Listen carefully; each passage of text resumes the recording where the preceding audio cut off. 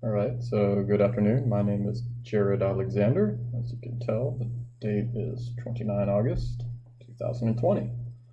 And we are going to be using this digestive study aid that I started on the 16th of August 2020 as well. So starting with the anatomy and enzymology of this fat absorption for the body. So fat absorption primarily occurs at the site of the lacteals within the villi. The lacteals are found within the villi, and they transport fats to the lymph system, the lymphatic system. And once they're absorbed into the lymphatic system, they are then brought into the venous system and deposited through the right side of the heart via the right atrium, where they are propelled throughout the body in the cardiovascular system for use. Now, lipases are secreted by the exocrine portion of the pancreas, and they are enzymes that break down fats.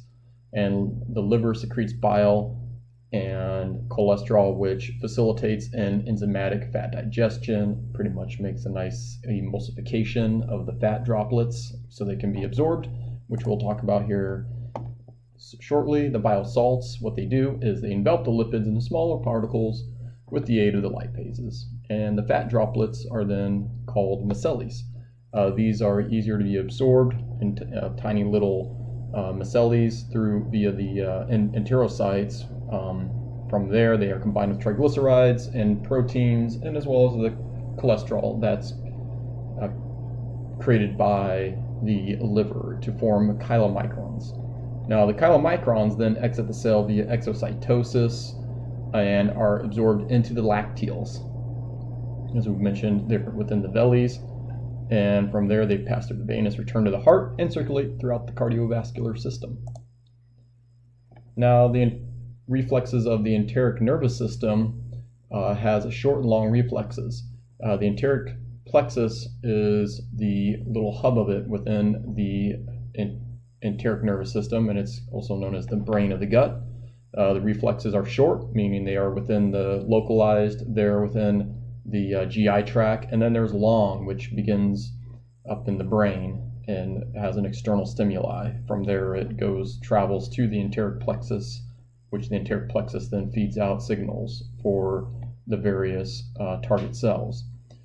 Now, this is occurring during the cephalic phase of digestion. A short reflex occurs during the gastric phase and is located within the GI tract itself, and it's mediated by the presence of such things as peptides, amino acids, or distension of the stomach, that mechanical distension. This stimulates the sensory input and the enteric plexus, which then relays this to the postganglionic parasympathetic and intrinsic enteric system. This results in motility of the tract and secretions from the target cells. Now, the long reflex occurs during the cephalic phase. Now, this long reflex is stimulated by the sight, smell, and taste of food. This stimulation travels along the vagus nerve to prepare the stomach for receiving the food. This primarily, again, targets cells within the gastric mucosa. This also stimulates the medulla oblongata to stimulate the enteric plexus along the vagus nerve pathway. This travels through the postganglionic, parasympathetic, and intrinsic enteric neurons, which results in secretion and motility, just as the short reflex did. Now, the gastric phase of digestion regulated by both hormonal and neural stimulus. Parietal cells within the secrete gastric acid. This acid negative feedback loop. This is a protective method histamine secretion. If too much, this will irritate the stomach lining, which will then stimulate mucus cells to produce more protective mucus to protect the stomach. This is a regulation, positive example of the feedback loop, where the occurrence of one produces a increase of production of another form of product from the cells.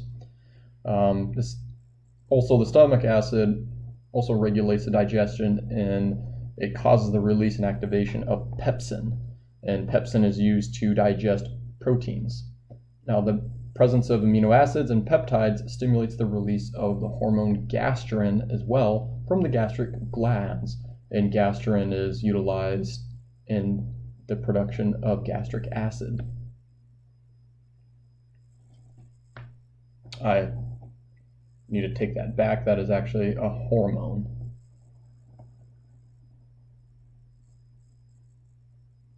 Gastrin is a hormone, okay?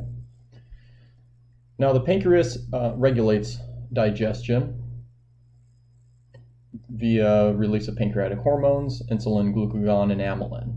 It also releases protease to break down proteins, amylase to break down starches, and lipase to break down fats. Now, amylin controls appetite and stomach emptying, so it controls the appetite as a way of contributing to the behavior of eating and filling the stomach. Now, the role of the liver during digestion regulation is a rather large one.